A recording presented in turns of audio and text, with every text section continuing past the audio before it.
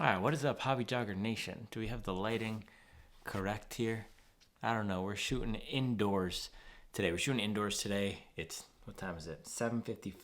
Can you see that? 7:55 p.m. New Year's Eve. I was out all day with the family. We were hiking. Got some beautiful views. If I have the footage, I'll throw up beautiful views. We were at, what's it called? Elk Knob, one of our favorite hiking spots in North Carolina. We've gone there every year. We started going there when Mace was, I don't know, around the age Roni is now. So under a year. Now Mace is ripping up that mountain, hanging with me down the mountain. But we are not doing hiking in this video, other than the footage that I may or may not have put here. We are going to do a training talk. And it actually is Tuesday, right? Yeah, I was doing Tuesday training talks for a while. I was doing Monday mileage monologues for a while. And today we're doing a Tuesday training talk. So I have my 5 points here. We're going to kick it off this year with 5 tips to run our faster 5K in 2025. Now, if you watch this channel before, you know that I talk about mileage a lot. You know that I run a lot of mileage. Not everyone can run 5,000 miles a year. Not everyone should run 5,000 miles a year. But from every single running event, from the 800 meters all the way up to 100-mile ultramarathon and beyond, one of the most important things we could do, or the most important thing we could do, is to build our endurance. And the best way to build our endurance is consistent mileage over time. So with that, first tip, let's dive into it. First tip, mileage. First tip here is mileage, specifically weekly mileage. I'm going to give numbers for all these tips, some metrics. Hold on, I need my water.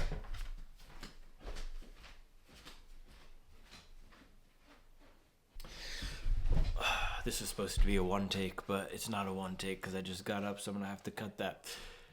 I'm going to give numbers for all these. Weekly mileage. If you are not already running 40 miles per week, at least 40, you will see huge gains from hitting that number. If you're running 20 miles a week, if you're running 3 to 4 miles a day, the easiest thing you could do, I won't say easy, the simplest thing you could do to get aerobic gains, to get faster, is to increase your weekly volume, because you'll build endurance. So say you're running 20 miles a week, you're doing 2 5-mile runs, a 3-mile run, and a 5 plus 5 is 10 plus, and a 7-mile run. If you bump that up to daily or 5 times a week, 5 or 6 times a week, 5-mile runs with a weekly long run, do that for 6 to 8 weeks, you will get faster just by virtue of that mileage. There are so many cellular, molecular benefits you get by consistently running. And by the way, you don't need to do this just if you're running 3 days per week right now. Don't first week of January just start running 7 days a week. Build up gradually over time. I talked about this in my video yesterday. I ran 5,000 miles in 2024. The only reason I was able to do that is because the year before I ran 3,700 miles. The year before that I ran 2,000 miles. The year before that I ran 1,000 miles. The year before that I ran 300 or 500 miles. Compounding over time, gradually building, steadily building. So getting up to 5 miles, if you can do 5 miles every day or 5 or 6 days a week with that weekend long run, that is going to be huge. It will make your race pace feel way easier, because for 95% of people running out there, 95% of people who are jogging, who are running, who are using running and jogging as a part of a fitness regimen as a way to be healthy. And by the way, you don't need a race to be healthy, but for 95% of the people who are doing that, the limiting factor to running a faster 5K, 5 kilometers, is not going to be speed. It's not our top end speed. It's how long we can hold a certain speed. Because if your goal 5K time is 20 minutes or 25 minutes, let's say it's an 8-minute pace, you can likely right now, if that's your goal 5K time, it's likely that you can run an 8-minute mile. And so the key is not going to be increasing your top end speed. It's going to be increasing the length of time where you can hold that 8-minute pace. And to do that, consistency. It's that daily habit of running. You get those cellular and molecular developments. You're going to have stronger mitochondria. You're going to be able to be more efficient at burning fat versus carbs. And a lot of time we think about hitting the wall during the marathon, right? But for every aerobic event, which is roughly 800 meters and longer, our fuel system and how efficient we are at burning fat versus carbs is a huge determinant of how long we can go, how long we can hold a certain pace, and also how easy paces feel in the simplest possible way. If we can't run 8-minute pace for more than a mile, the best way to do that is to practice running more. And practicing running more, even at a slower pace, will make those faster paces feel easier because our general endurance will increase. So working up to 40 miles a week, if you're not doing that already, or at least getting 5 or 6 days per week of running. And an easy way to do this is to add 1 mile to every run. So if you're running 3 miles a day or 3 miles a few times a week, bump that up to 4, bump that up to 5. You don't need to use the 10% rule, but using a common sense approach and not just, hey, I'm running 10 miles per week now. This is what I did most of 2024. I'm going to immediately jump up to 30 miles a week. That is a great way to get injured. Do not do that. Take a slow and steady approach. So number 1, mileage. Number 2, and this goes hand in hand with mileage, weekend long run. The other great way to build endurance, because again, the limiter for running a faster 5K for most people is not going to be speed, but endurance, is that 2-hour long run. Getting up to that 2-hour mark, and it doesn't have to be on the weekends, but that's when most people, if you're working a 9-to-5 desk job, that's likely when you're going to have the time. But if you work a different type of job or a different schedule, you can do it any day. But working up to that 2-hour mark, that's where you get a lot of those same benefits of building up the aerobic volume or building up the volume. By the way, when I say aerobic, that means with oxygen. Aerobic exercise is any exercise we're doing where our body is using oxygen primarily as the fuel source for that exercise. So running is an aerobic event, and if we're running faster than 800 meters or shorter than 800 meters, faster than 800 meter race pace, if we're doing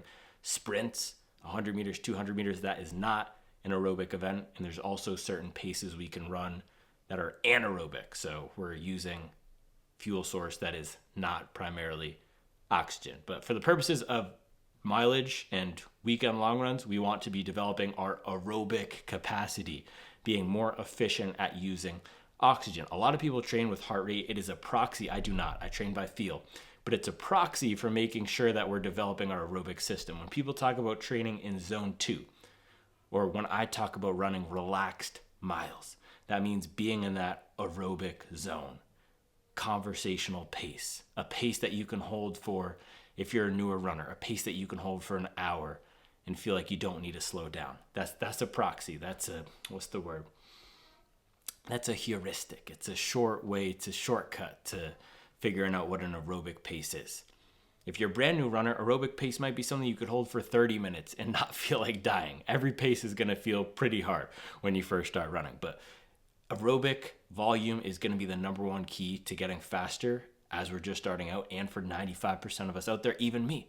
That's why I run such a high volume, because developing the aerobic system is the best, simplest, and easiest way to get faster.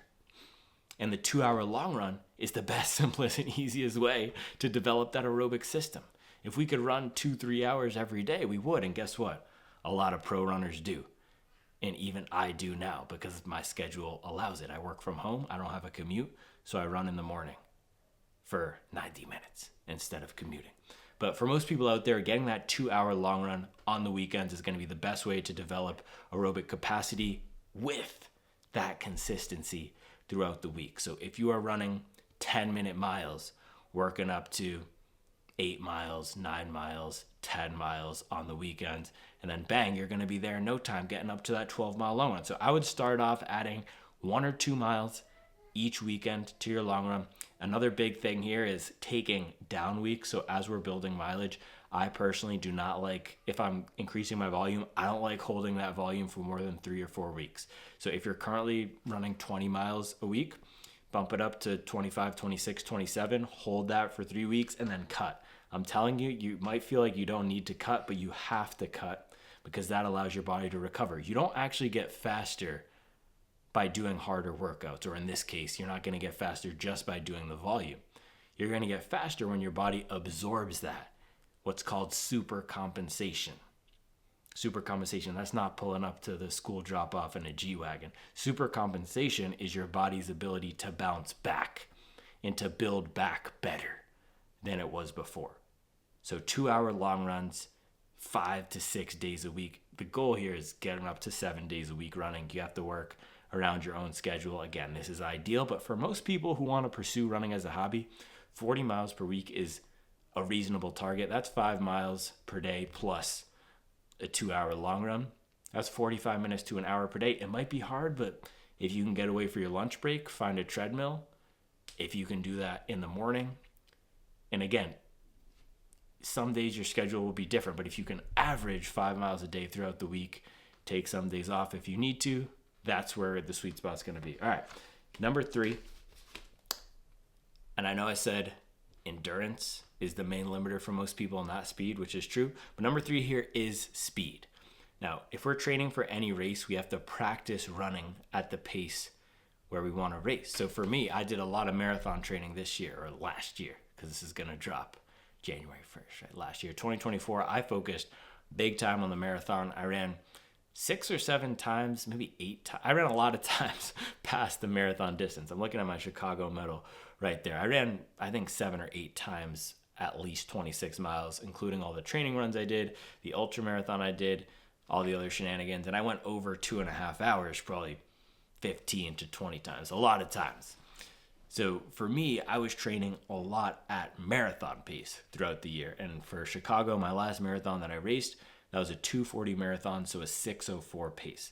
For the 5K, it's going to be the same principle. We want to run at 5K pace. Now, the training for 5Ks and marathons is different in that you can't hold 5K pace for as long. So in marathon pace or marathon training, your marathon pace workouts might be a long tempo run.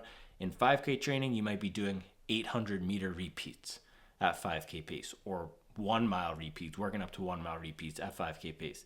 And over time, it will be a progression. So maybe right now your goal is to run those 8-minute miles. You could start off this week holding that for, if you could only do that for 1 mile right now, say that 8-minute mile pace you could hold for a mile, do 3 by 800 meters or 3 by half a mile. At that pace, it will feel challenging to hold that pace for half a mile, holding your 1 mile race pace for half a mile. But that's why we break it up. That's the only benefit of doing interval training, actually, versus doing straight tempo style runs. And when I say tempo style runs on this channel, I just mean an unbroken race pace run. It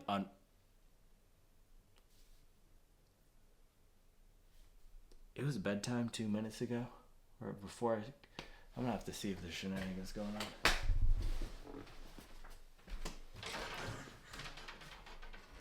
Oh man, he just tore apart his whole room. Hold on. All right, we're back. The basic principle of speed training is you want to progress the volume of the intensity over a set period of time. So if you have 8 weeks until your race, right now you can hold that 1 mile or 5K pace for only 1 mile. Break that up, start with 1.5 miles of work at that pace. And again, the only reason to do interval training is to increase the volume, to increase the capacity of work that you can do within a given session without flaming out. So you could break it up into 400, you could break it up into 800. Say you break it up into 800, you do 3 by 800 at an 8-mile pace with 4 minutes of jogging rest in between. This is not necessarily what I would program for somebody. I'm just giving an example. So starting off with 1.5 miles of work next week, maybe you keep that 1.5 miles of work, but instead of 4 minutes jogging rest, one of the levers you can pull is reducing the rest. So going down to 3 minutes jogging rest and keeping those 800-meter intervals. And then next week, maybe you bump it up to 600-meter, or bump it down to, would be bumping it down, change it to 600-meter intervals, but do 5 of them instead and keep the rest at 3 minutes. So at the end, your last workout might be 3 by 1 miles with 2 minutes of rest. I could sketch this out so that you have an actual 8-week progression, and maybe I'll do that. That's not the point of this video, but speed training here is going to be key. You want to practice running at race pace and consistently doing it each week. There's no perfect training plan. There's no perfect progression, but the best progression is being consistent with that pace at least once per week. And if you can only run that for 1 mile right now, starting off running that race pace for 1 mile, and by the end of those 8 weeks, if you're doing an 8-week program, running that for 3 miles within a given set of volume. And man, the consistency is going to be so key. I was thinking about this. I was just reading him his 3rd story right now. In the beginning here, more important than any heart rate, any pace, is just being consistent with the mileage and being consistent with the number of sessions we're doing per week. So often we think of mileage and weekly volume as the two main levers, and pace, weekly mileage. Yeah, I guess it's volume and intensity, but sessions are the third one. And I talked about this in a video I did a month or two ago. We need to think about those weekly sessions as well. So getting that up to 5, 6, or 7 days a week is going to be huge. Not worrying about the pace at all. And guess what? If you can run a certain pace every day per week and recover and run your race pace workouts at the right paces, then that pace is not too high. A lot of people use, again, that heart rate training, which would be if you're zone 2, don't go above 75% of your heart rate max. For me, I say if it feels relaxed, run it. If you don't feel like you need to slow down at the end, run it. And a great way to see if we're recovering is, can we run that same pace tomorrow without burning out? Can we run our 2-hour long run consistently and have that feel strong? Are we confident going into that? Are we not getting worn down? And it takes time to learn our bodies if we're training by feel, if we're not holding ourselves super closely to these metrics and saying, I have to check my watch. It's also just not as enjoyable. But I'm getting off track. This is not a heart rate training video. I guess every video I do is an anti-heart rate training video. No, heart rate training, I'm not anti-heart rate training. I am just pro using everything as a tool. Heart rate training is one tool in the toolkit, and ultimately we should be working towards knowing ourselves and knowing our bodies so well that we don't need to look at our heart rate. My watch often says I'll do a 10-mile relaxed run, and because this thing, look how loose I actually have my watch right now. Sometimes when I crank it down too tight, I mean, look at this. Can you see this? I had it cranked down too tight. I don't know if you could see, but I got a rash on here. That's what happens when you crank down the watch tight enough to get the heart rate reading. So people are out here giving themselves rashes just to get accurate heart rate. So my heart rate's at 175 on a 10-mile run, 10-mile relaxed run. That's not accurate. It's tracking cadence. It will sometimes track this thing. It's hard to get the right reading. I don't go by it. We should be working towards knowing our bodies ourselves. And it will also be super helpful as we advance in running so that we can also know which days should I do my speed workouts. Hey, the coach has it programmed on Tuesday, but maybe I'm not feeling so hot today, so I'm going to bump it to Wednesday because I need an extra day of recovery. And running by feel will help with that so much. All right, number 4, sleep. This is another huge one, and this is where I do actually like having the watch or some sort of data source. You don't need it, but for me, it's really helpful to see. I can look here. Let me show you. I can look and see. Oh, last night I got 6:44. That's not good, but can you see that? Oh, gosh, you can't even see that. Oh, God, I had it, and then it went back. Okay, so that was last night. I'm just going to take it off. This is just complete shenanigans. All right, there we go. You can see I've slept 7 hours and 8 minutes in the past week. Average last night was 6:44, and then you can see 6:44. Oh, that was Christmas, because that was a me and Santa collab, So 4.5 hours of sleep on Christmas Eve. That's not great, but we moved through the week here. 6:57. 7:32, 7:19, 8:17. Ooh, I got a few good nights here. 8:17, 8:36, and then down to 6:44. So that's about a 7-hour average. And that is what I typically try to average. And for most working adults, if you have kids, if you have a job, 7 hours feels reasonable to me. That's on a bad day, getting in bed by 11 p.m. and waking up at 6 a.m. Now, I don't know what everyone's schedule is, but for me, that feels reasonable. And if we want to improve as runners, really prioritizing sleep is going to be huge here, because again, we are not getting faster by just crushing those 2-hour long runs. We're getting faster when we recover right, which includes fueling as well. I'm not including fueling as a tip in here.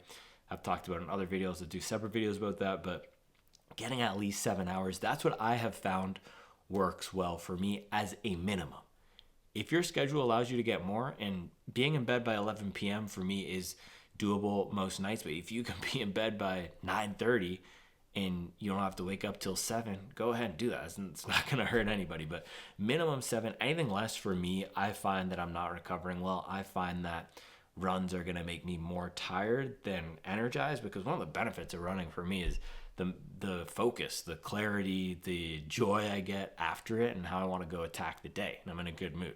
If I'm only slept 4.5 hours like I did on Christmas, I'm just gonna be dragging myself throughout that run. The run I did on Christmas was horrible, actually. It was on the afternoon because I didn't run in the morning because we were doing all family stuff. So if you can shoot for 7 hours minimum average, you don't need the watch. But if you do have sleep as a goal this year to improve your quality of sleep, I would suggest at least getting a notebook or something where you can put down every morning when you wake up, I got in bed at 10 p.m.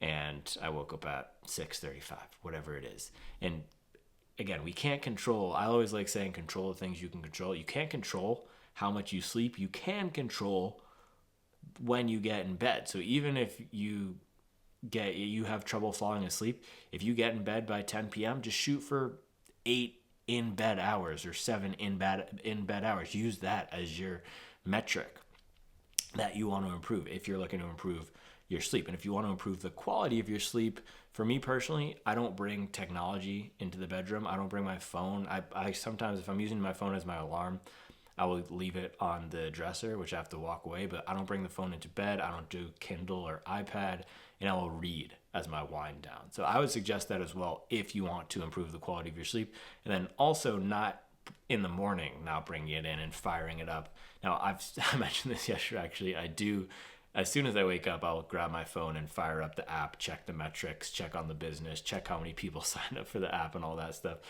But I don't do that in bed. Hold on. All right, we're talking about sleep, right? This kid will not sleep. We're getting him down.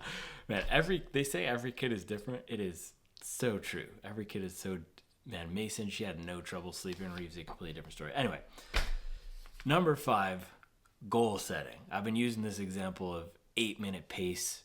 Say you want to run a 5K at 8-minute pace, you can currently run it for 1 mile. That is a great place to start, and this needs to be the start of your entire journey if you want to. Oh man, they got the fireworks going already. It's only 8:30. But this needs to be the start of your entire journey. If you want to run a faster 5K, pick a reasonable goal time. And I'm not going to tell you what reasonable is, but maybe 30 seconds per mile faster than the way you can run a 5K right now. If you're a newer runner, you could even say a minute faster per mile than what you can run a 5K. But pick a reasonable goal, have that in your mind, and use that to shape your training and specifically those race pace workouts you're going to be doing throughout the week. So goal setting, that includes, of course, how fast you want to run. That includes not the duration, it's 8:33 p.m. The number of weeks that you have. So picking a race, because we can have in our head this goal of, man, I want to run a faster 5K, but we got to put something on the schedule. And the great thing about 5Ks is you could race them dang near every weekend. You could race a 5K every weekend for a month if you wanted to, and you probably wouldn't get injured. I don't recommend doing that, but 5Ks you can recover super quickly. Unlike marathons where the toll of going 3, 4, or 5 hours, it puts a lot on your body. 5Ks you could bounce back within a day or two for most people. So pick a goal, 5K race, give yourself at least 8 weeks to build some fitness. To get there, pick a time, and then you start grinding. So that's really all it is. Goal setting, number 5, that's the biggest one, though. It's huge. Making sure that you have a goal and then you can get a plan. So I like to say goal, plan, execute. You come up with the goal, you put the plan in place. So the plan will include how long it takes to get there, and then we can start mapping out the workouts. And by the way, I do have training coming in 2025. I'm going to start building out. I already have started building out. I'm going to start launching training plans for a bunch of different distances, a bunch of different skill levels. So stay tuned for that. But for now, I would recommend Hansen System. I would recommend Hal Higdon as a great place to start. I am a huge fan of, all my running books are over there, and there's inside the cabinet, so I'm not going to get them. But I'm a big fan of getting a physical book, reading a physical book. The physical book, it also just builds more of a connection to the training and the running. So have the goal, get a plan, get a book, and then you just got to execute every day, building consistency. And in the beginning, like I said, just running is way more important than any pace, way more important than any heart rate. As long as you're not burning yourself out, as long as you can recover and be consistent, that's going to be the biggest thing to making gains. So there you go. 5 tips to run a faster 5K in 2025. I am going to be doing a lot more on training this year, so please let me know in the comments anything in the world that you want to know about training. And where is it? Let me see. Boom. Before we go, last thing, I'm doing a daily trainer giveaway. I just pulled this because it's one of the best daily trainers to come out recently. I'm doing a daily trainer giveaway on the Supple app. So if you want to win a free daily trainer, sign up for the Supple app. You get the best community out there and the best place to buy, sell, and trade gently used running shoes. And all you have to do is find the post that says free daily trainer, any size, any brand. Put your best training memory, your favorite training memory from... I just ran out of memory on the card, so I had to delete some stuff. Put your favorite training memory from 2024, your goals for 2025, and you could be entered to win a free daily trainer. I'm leaving it up till the end of this week, so January 3rd or 4th, whatever this weekend is. And also just get in the community. If you're looking to be accountable and reach your goals in 2025, you need to be on the Supple app. It is the best place right now for hobby joggers, for people who want to get more from their running and be part of a community where everyone's trying to become better, the best version of themselves. So that is all I have for you guys today. Let me close it out with the 5 things. Mileage, get up to 30 to 40 miles a week. 40 is really going to be a good goal. Long run, at least 2 hours, building up to that over a period of a month or two. Working speed once per week. And if we're just starting out, all we need when it comes to speed is that race pace work. Of course, we can do some faster stuff. I'll talk about that in another video. Sleep, shooting for 7 hours a night minimum average. And then 5th, goal setting and getting some good training plans, which I will have coming soon. All right, that's all I have for the show today. It was kind of different, cool to do it inside, but I'm looking forward to getting back outside tomorrow. And I'll be back tomorrow with another show.